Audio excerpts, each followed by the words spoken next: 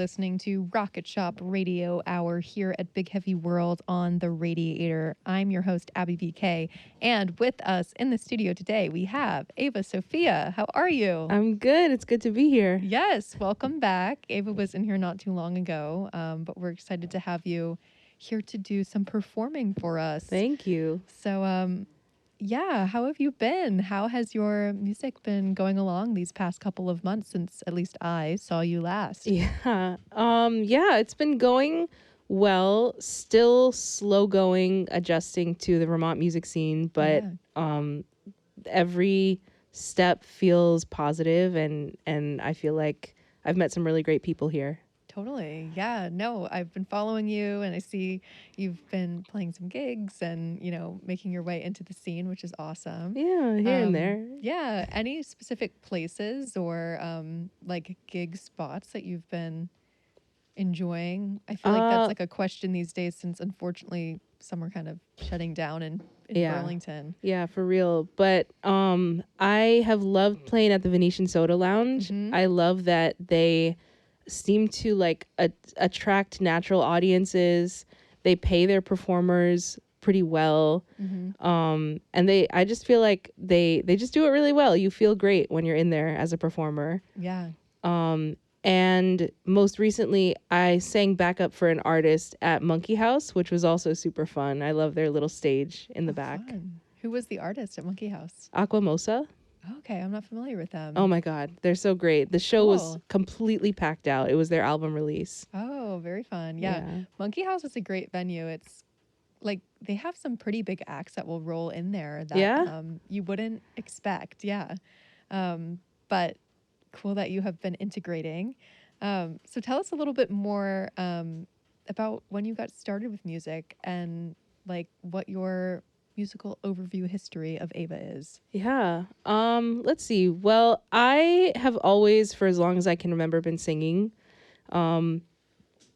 I feel like the earliest memories I have singing are like in the car with my mom, specifically because she was the most into music of anyone in my family, and she had like the most diverse music taste. So I remember listening to everything under the sun. But I said on my last interview with you, some of my favorites of hers were definitely Alicia Keys' songs in A minor and Lauryn Hill's album Miseducation. So I remember just listening to those on repeat and knowing every song, every word, looking at those little album booklets and like memorizing the words that way.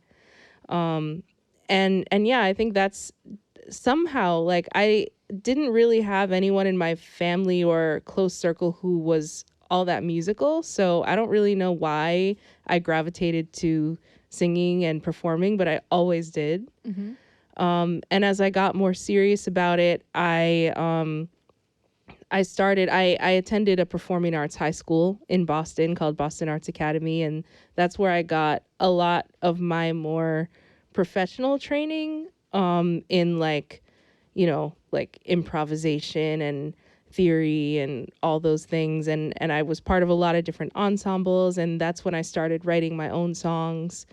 And then because of them and because of a lot of other supports I was able to go to Berkeley. I got a scholarship through a really great program called Berkeley City Music in Boston. And really without them and without the mentors I had, I don't think any of that would have been able to happen. So I've been really deeply rooted in the Boston area for my whole life. I continued to, even after Berkeley, continued to perform and record and be a working musician in the Boston area for many years. And then my partner brought me here, really. So that's kind of what my journey has been. Yeah. Yeah, and I imagine, a bit difficult when you're so ingrained in that culture and that way of life. It's a different change to be in a new scene. So I guess what are your observations as to like what the major differences or I guess similarities are between what you've experienced in the Boston music scene versus here in Vermont? I would say in Boston can feel a little cutthroat sometimes and competitive, mostly because of the schools. But I think Burlington, because the scene is just physically smaller, it's easier to meet people and connect with people. But I think there are a lot of similarities. Like, I think I've seen, in the same way that Boston's music scene is being affected, like venues are closing down as rent prices are getting more expensive. The same thing is happening in both places. And I see artists really trying to hang on to whatever they have to be able to make music and perform in really similar ways. Yeah, that's too bad to hear. I feel like it's happening like everywhere, and arts funding is like going out the window for so many organizations, and it's... Yeah, I know that a lot of Boston organizations are struggling right now, and I'm sure folks are here too. Right. Yeah, it's unfortunate. Well, I guess kind of on that note, I know we've spoken about this as well, but you also run your own nonprofit music organization. I do, yeah. So do you just want to kind of give people a little overview of what that is? Because I feel like that's obviously part of your story in Boston as well. Yeah, it's a huge part of like myself as a musician, and it's honestly like an equal manifestation of like who I am in my journey as my music is. So yeah, the nonprofit is called Art Spark Boston, and I founded it a year ago. I've built up a small team of board members and interns since then, so we're still kind of in startup phase, which is really exciting. But Art Spark essentially is a 501c3 nonprofit that our mission and goal is to provide resources and training and support to artists of color throughout New England, and largely focused on Boston, but also hoping to expand through New England too. And we operate as a like community-minded booking agency, and we do public-facing shows, and we hope to do workshops to support artists in like the earlier stages of their career. And all of that is really an effort to create access specifically to communities of color in Boston that are struggling. I mean, it's hard enough being an artist and finding your way in, but then also being impacted by so many other social factors. We feel like that intersection is a really important one to address. Yeah, no, definitely. And you've had an event here in Vermont. Yeah. Which was exciting. It was your first Vermont event, which I remember us talking about. Since that one occurred, have you had any more, or are you planning any that are like local to Vermont here? We're still kind of figuring out like a sustainable way to be in Vermont and have a presence here. I think what we might do is like a summer show in the coming years and figure out some smaller just smaller scale ways to stay involved here. Yeah. Because I don't know that like the thing we're struggling with now is that we don't know if we can really replicate everything we've done in Boston and all the New England states, but we're just trying to figure out the best way.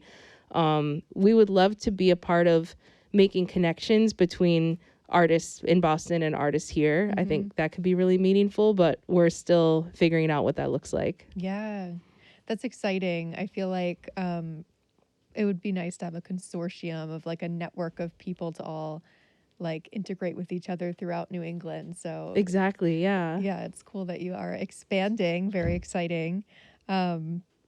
Awesome. Well, we would love to hear the first song that you have for us for this evening. So do you want to take us through what you have prepared? Yeah. This first song is called Simple.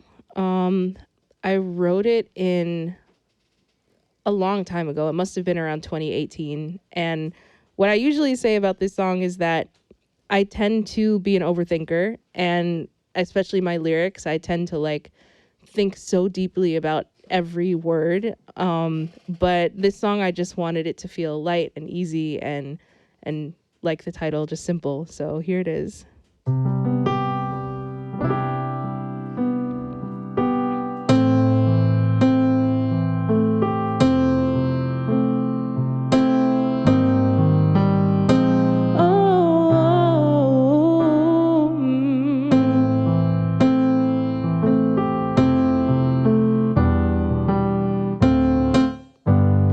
Can I savor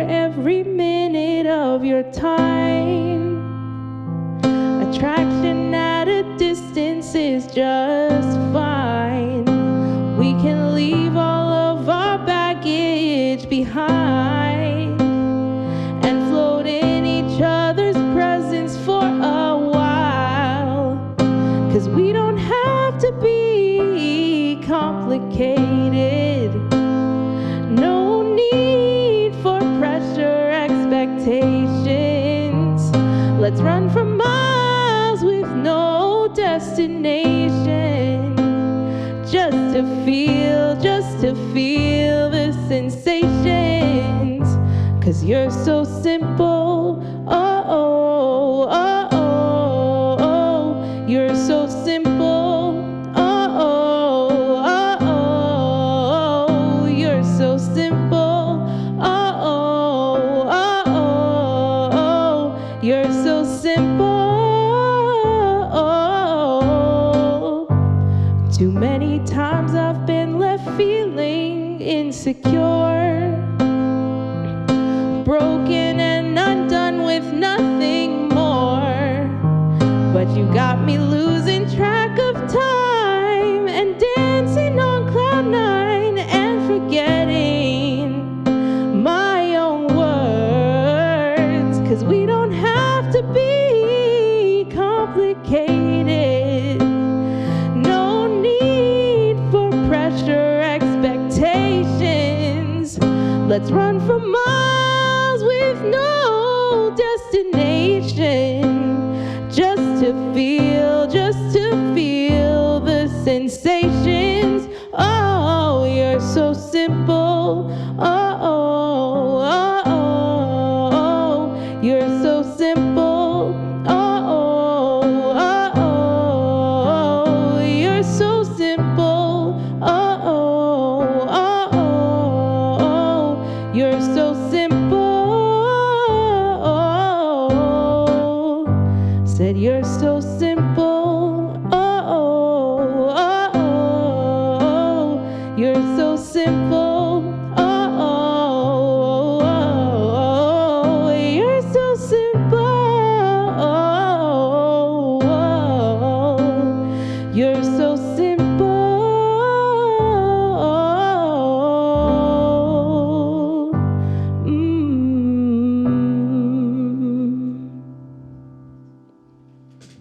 Simple by Ava Sophia. I was over here wanting to sing along. Oh, thank you. So tell us a little bit more. You said that, that song kind of was light and easy versus how you typically write, like thinking a lot more, I guess, about the lyrics. Why do you think, like, for that particular song, that process was a little different for you? Like, any thoughts there? I think my previous songs, I don't know. I mean, I'm not an overwriter necessarily. Like, not all my songs have a ton of words to them, but I think they can feel really heavy. Yeah. And the times that I write are usually the times that I'm most anxious and dealing with the most feelings. So I just really wanted a song that was playful and uplifting and just felt easy to write and sing. That's what I love about pop music, honestly, is that it feels like when it's good, it feels like so much brevity. So I just wanted a song like that felt good to perform. Yeah. I love that. So what is your like typical writing process like? Like, can you take us through what that looks like for you? Like, are you on piano first? Are you like, is a lyric in your head? Does it vary for you? Yeah, I can try. I think in the past, it's been mostly when I feel inspired by something, I'll usually capture it somehow. Like, either I'll write a line down in my phone or take a picture, or I usually try to capture that initial inspiration. And after that, either lyrics will, like a line will come, or a chord progression will come, or just some small like song seed will come from that initial intention. And then I'll just build from there. And I really like to, as I'm writing, I like to think about arrangement and like what arrangement with a band or a recording would support the intention of the song. Yeah, that's interesting that you think of that early on, because I feel like that's not true for everyone. So how long does it take you to usually like complete a song? Like, are you someone who completes it in a sitting? Do you like take longer with like a fragment that you have and develop it over time? Yeah, I think it depends. I think I would say this is true even to this day, that like some songs just come out really easily. There's one song, sorry. There's one song that is on my last project called Bring Me Home, which I'm not playing today, but it exists and you should listen to it. That I remember sitting in one of my friend's apartments and just writing the whole thing right there. Mm-hmm. And it was a day where like I was feeling something. I don't know why I was feeling down, but I was. Mm-hmm. And my friend had given me her apartment to just use for a few hours. So I used it that way. Yeah. And then there's other songs where I get stuck on just one missing word. I don't know about you because I know you're a writer too, but I'll have entire verses completely done, and then I'll just have one word that I am stuck on for months. Yeah. Yeah, it's sometimes hard to like fill in it's almost like a puzzle. Yeah. Fill in the puzzle, and like sometimes it comes easily and other times not so much. Yeah, exactly. Do you find at all, I mean, everyone has a different perspective on like what's their favorite song. I know personally for me and for some people that I've also spoken with, it's always like their most recent song. Is that like similar for you, or do you have like a different perspective on that? Like my favorite song of mine? Yeah, of yours. I've actually just been talking about this. I think my favorite song to perform is my song Love is Love, which I am performing today. And it's because of how it just feels like my emblem in a lot of ways. Like it feels like the song that's the most me, and that I feel like I know how to perform it so well, and I know how to interact with an audience with it. So it just always like is my tried and true song. Yeah. But I think Bring Me Home is another one of my favorites that doesn't get as much it doesn't get as many listeners. But that song also, in what it's about, it just feels like the crux of who I am. Interesting. I think there's probably like a difference as well, obviously, between like liking a song for the performance aspect of it and the connection maybe that you get from the crowd when you're playing it versus maybe just liking a song because of the message or the writing of it. Exactly. So that's really interesting to think about. Yeah. Some songs feel like I look back on that song and I'm like, I'm glad I wrote it. Like, I'm glad I got that idea out there. Yeah, totally. So when you write songs, for the ones that come, I guess, more easily to you, that you're not stuck on filling in the gaps, do you find that those are like your stronger songs that you feel more confident about, or does that not really factor into your thoughts on them? I'm just curious. Usually, yeah. I would say the songs that come out the easiest are the songs that I know exactly what I'm trying to say. Yeah. I feel like the most confident in what I'm saying, versus songs that take a lot longer are songs that I am a little confused about what the message is and whether or not I actually want to share it at the end of the day. I think it's really important to me. And maybe I'm trying to undo this for myself, but it's been important to me to write songs that mean something to other people and that would be of value to other people. But I'm trying, as I'm writing these days, I'm thinking more about the fact that maybe it's okay for me to write a song about my personal experience and just have it be that. Yeah. That's interesting because I feel like people have different takes on that, like writing from a first person perspective versus not. And I think it can still be a beautiful thing writing from your own experience because people can still relate to your experience. Do you feel like there's like a reason behind that change? Like, do you feel like you're maybe more confident in just yourself and like your abilities, and now you're like, oh, I can be vulnerable and share my own story? I would like to think that. Yeah. I'd like to think I've gained some degree of confidence over these years of performing, but I think it's mostly that I've realized how much I get in my own way with my writing. And I think at some point you just gotta let yourself write what you're gonna write. Yeah, totally. Yeah, I feel like, I mean, whatever you call it, the muse or like the flow state of writing a song is so interesting. And so like, I'm always so curious to hear how everyone's process with that works differently. I guess kind of a follow up to that, like when you are in the zone and in that flow state when things are like coming naturally, like how would you describe like what that feeling is like? Wow, that's a really good question. I don't know if I've been asked that before. That's a really good question. I came up with something new. I think I don't know if I've ever felt it like it's this magical zone before, but I think this is such a like flat answer, but I feel like when you're writing anything, like when you're writing like an essay or something and or like a diary entry, and you feel like you're really like it's just coming out and it's making sense, and even like after you go back and edit it, like it makes it just makes sense. That's how it feels, honestly. Yeah, no, that's a fair answer. Do you have any like songs that, and perhaps for the ones that maybe take you a little bit longer, like I know for me and for many artists, like you'll write something, whether it's complete or not, if you revisit it in the future, it kind of takes on a different meaning. Yeah, for sure. Is that true for you? And also, like, what are your thoughts on that in the context of some of the songs that might take a little bit longer to develop? Yeah, I would say definitely. I can think of 2 songs that I have that the meaning has very much changed over time. Yeah. The first one, and usually I think it connects to what you're saying, because a lot of the time when I struggle to write something, it's because I don't fully know why I'm writing it. And it takes years to look back and realize, oh, that's why I wrote it. And I'm thinking about one of the first song I ever released was called Oceans Away. And I wrote that when I was 17, and I recorded it and released it in college.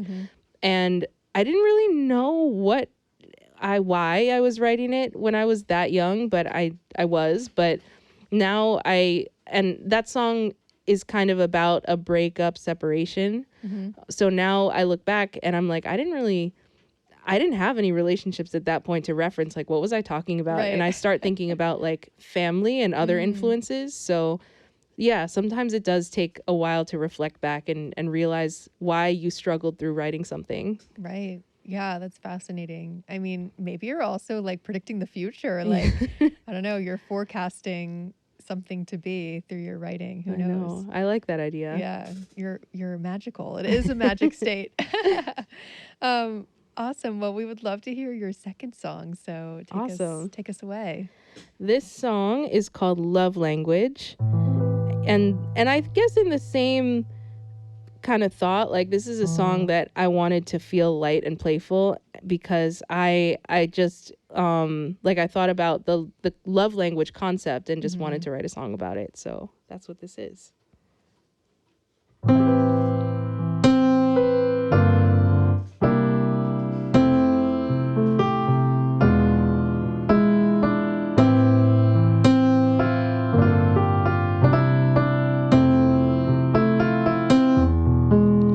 Do your actions speak louder than your words?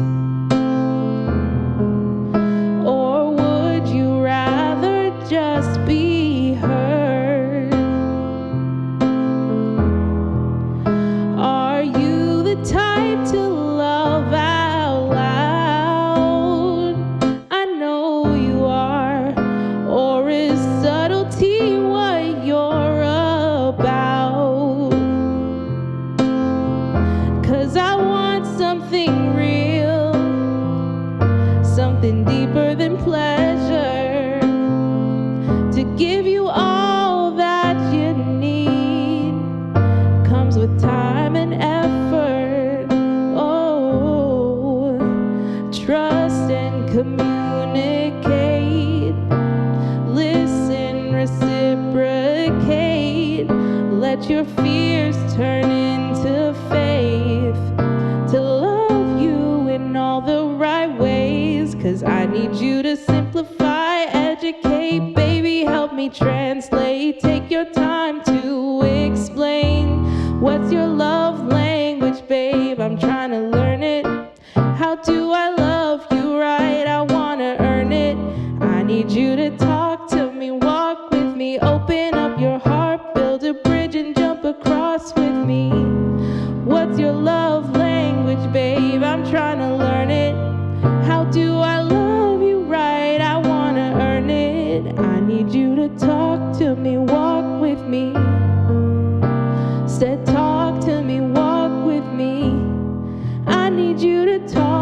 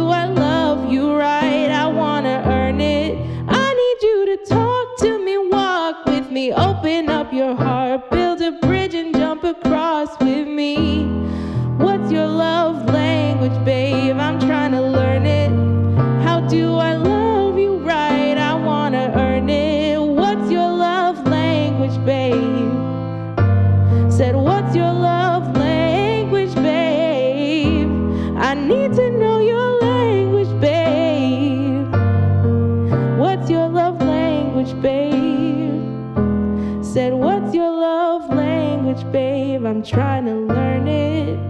How do I love you right? I wanna earn it.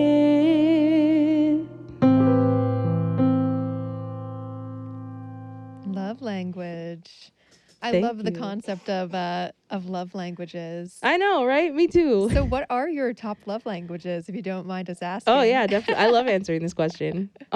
Definitely words of affirmation is my very top, and then followed closely by quality time and physical touch. Yeah.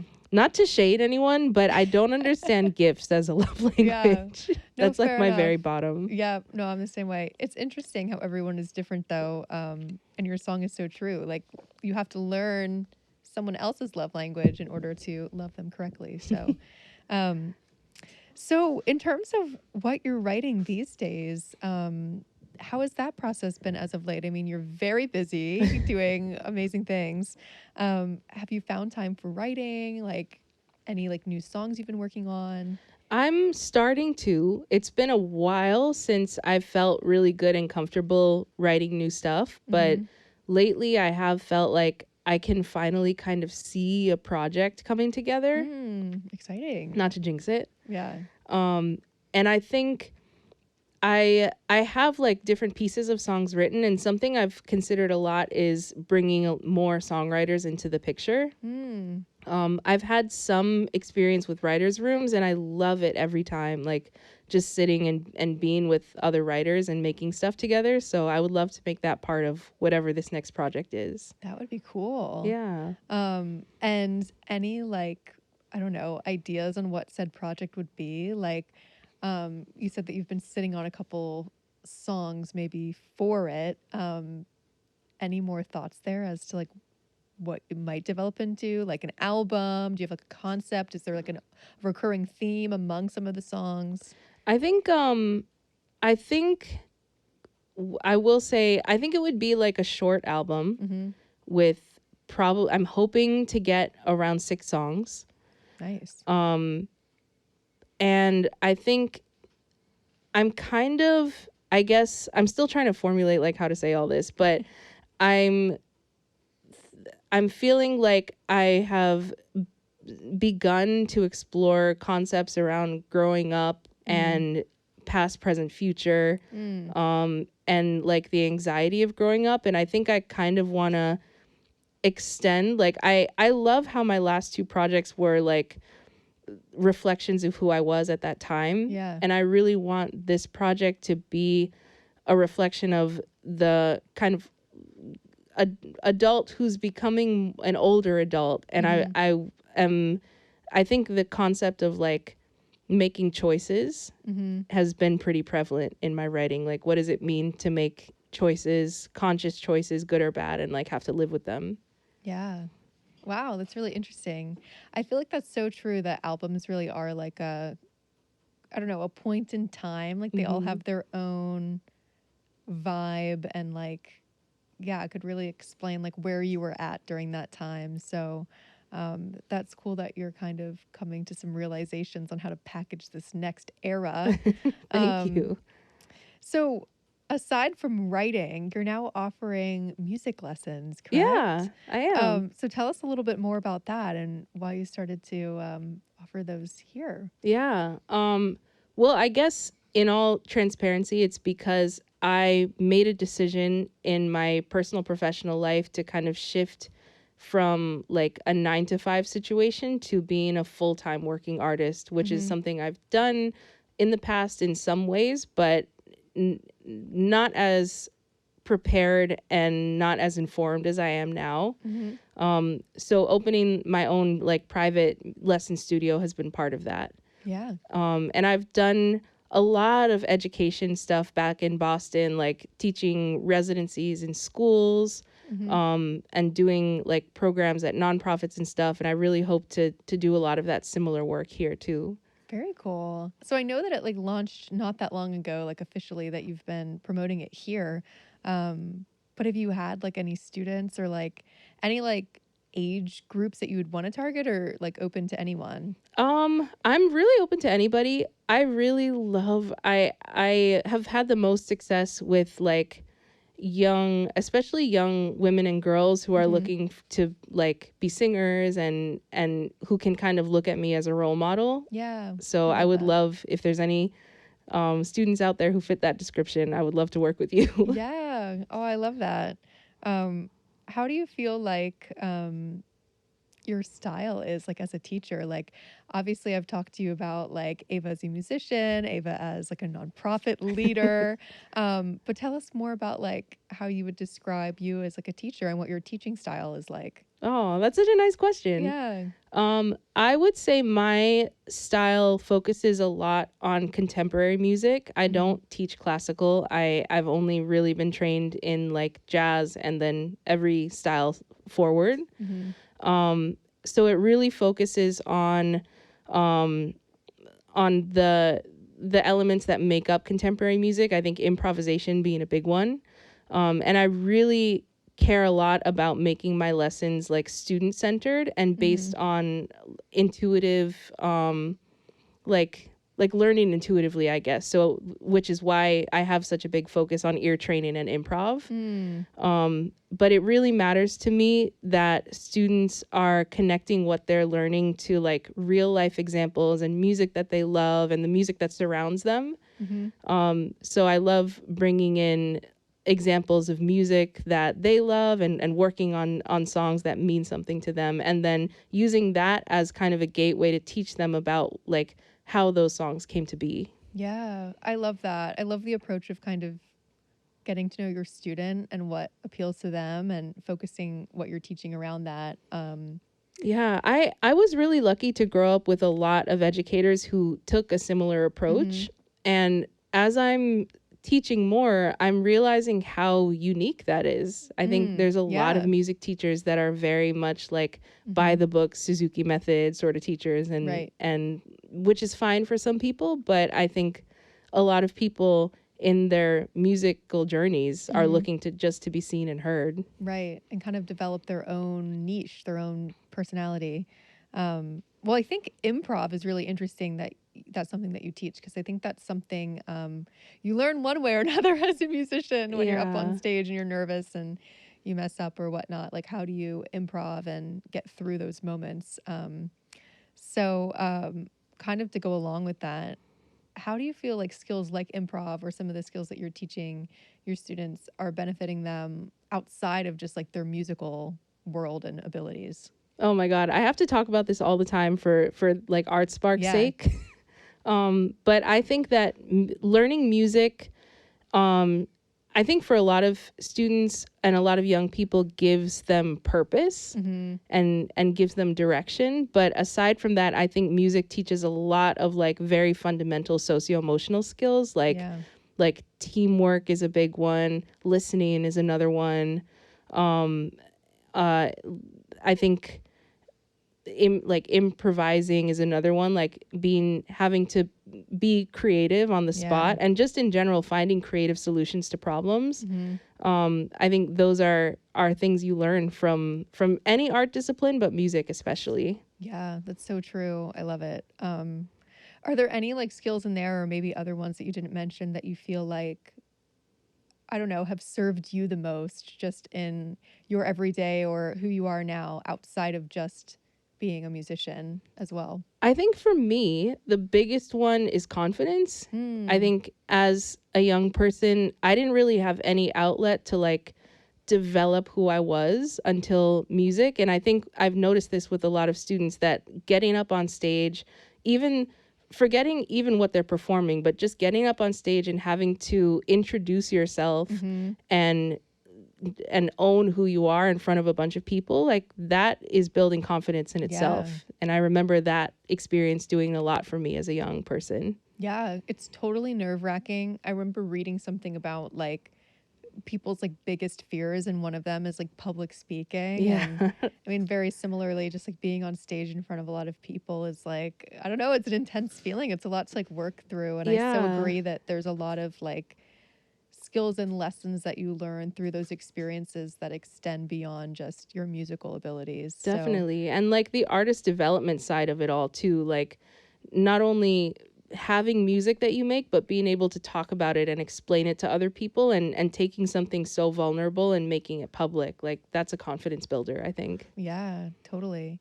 Are there any like specific examples of students you've maybe had in the past that you could provide that are like, I don't know, that you're really proud of, like how you helped them to grow in a way as a musician or a person? Yeah. Oh my God. I have two examples that come to mind, and I'm not sure which one. I think I'll go with one because she's a musician too, and she just released a song, which I'll promote. Nice. But I had a student,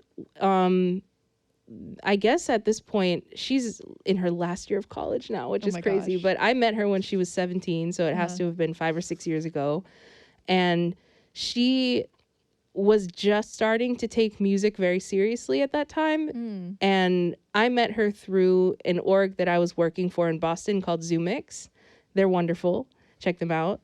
But I was connected with her through Zoomix, and we worked together. We had kind of a mentor-mentee relationship where she would come to me. It wasn't like a formal private lesson relationship, but it was more she would come to me whenever she needed me. And she was like a budding songwriter, and her style was so similar to mine. Cool. At the time, she was working on singing a cover of a Her song, and Her's one of my favorite artists of all time. So it just clicked right away. And I think in terms of like values, hers are so similar to mine that it was almost hard as a teacher to not project my entire self onto her. But I supported her through her journey of like applying to Berklee. And I was so proud to see her receive the same scholarship that I did to go. Love that. So now she's in her last year. Oh my gosh. She just released a song called One Step Closer. It's available everywhere, and it's incredible. I think it's her best work. So, and her artist name is Nayeli. Oh my gosh. Her name's Jessica Nayeli. Do you know how to spell that so people can know, like, I think it's not to put you on the spot. Two Y's. So Nayely. Nice. Oh, we'll have to check her out. I love that story. Awesome. Well, I love to hear more about Ava the teacher, so I'm glad that we dived into that. Well, I know we have a couple more songs to get through, so why don't we have you play your third song of the evening? Okay, yeah. I feel like this one is really apt for what we've been talking about. Oh, perfect. This one is called Imperfect. It is really it's a song that kind of encompasses my experience of womanhood. And I'll stop there and just play.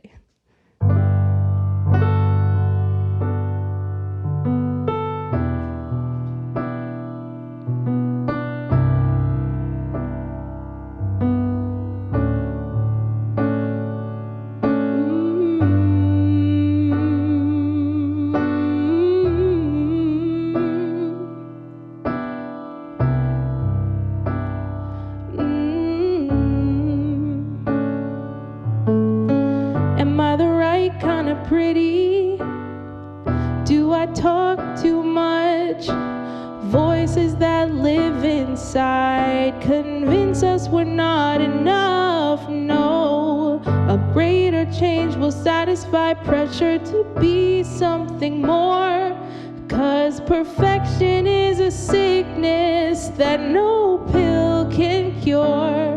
'Cause I hate to admit it, but I get insecure like the rest of us. 'Cause on most days I'm Wonder Woman, but the truth is I'm only human. And that's all I need to get me through the days when all my doubts consume my confidence and burn me out. I can't help but be a little bit proud to be brave enough to live imperfectly out loud.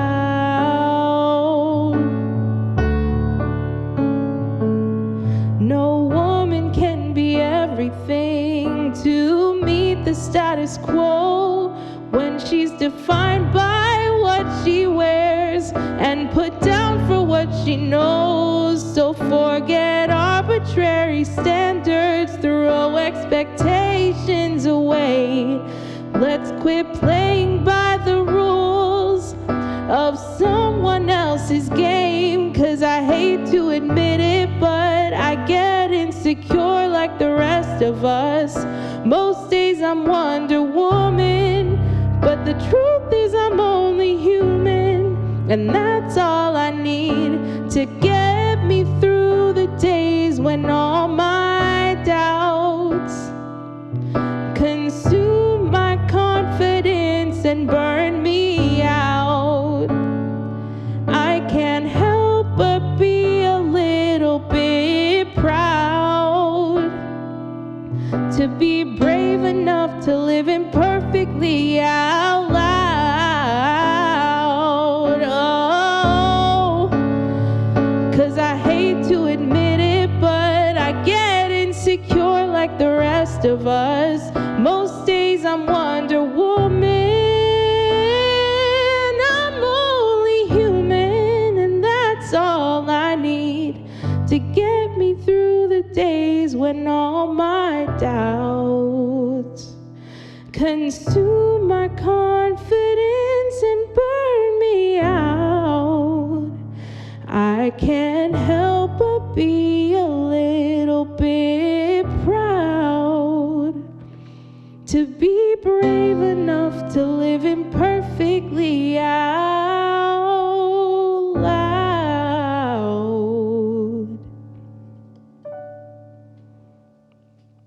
Imperfect. Beautiful. And so true. Well, we unfortunately are kind of nearing the end of the show here. Oh, So wow. I do just want to give you the chance to once again let us know how we can support you the best, where to find your music, where people can find info on lessons if they're interested, and all the good things. Yeah, you can find information about all of that on my website at avasophiamusic.com. And you can find me in general on social media at Ava Sophia Music, pretty much everywhere on every platform. And you can listen to my music on Spotify, on Apple Music, on YouTube. Yeah, I'm everywhere. I'm also going to be I'm going to be singing background for an artist named Ali McGurrick at Higher Ground on October 4th. So you can find me there too. Very nice. Well, everyone, make sure to stay tuned with Ava and all that she is up to. And yeah, we have one last song of the evening, so take it away. Yeah, this is Love is Love. This is that song I was talking about earlier. Yeah.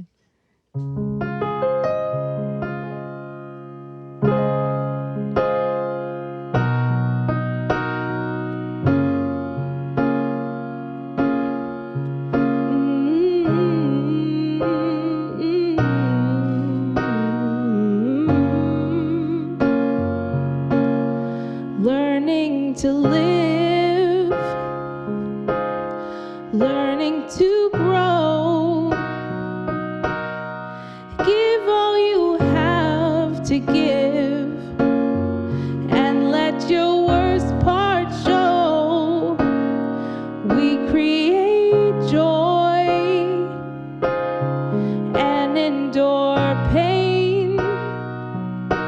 We age from our mistakes and do it again and do it again, 'cause love is love is love is love is love. Love is love is love is love is love. The life that we know could all slip away, 'cause nothing is promised, not one single day. If I need a reason, then love is my choice. If I should speak, then love is my voice. So love is love is love is love is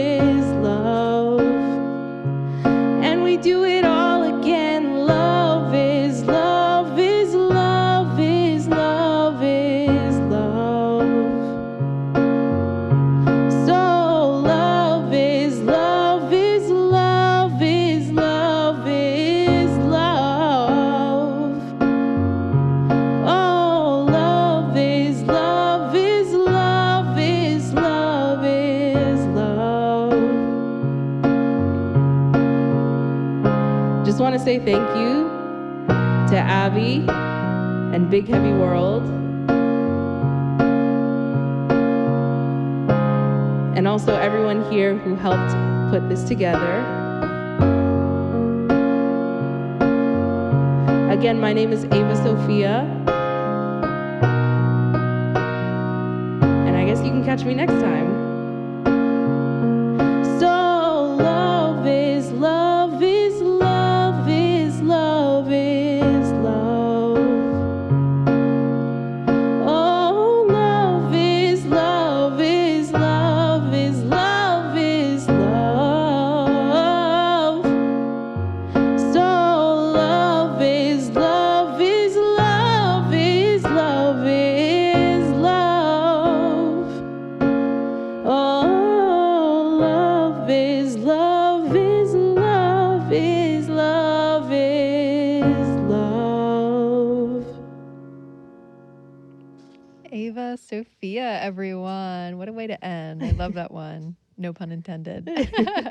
Well, thank you again, Ava, for being on the show. Thank you. Thank you for having me again. Yeah, of course. And everyone listening, check out Ava Sophia on all listening platforms and Ava Sophia Music.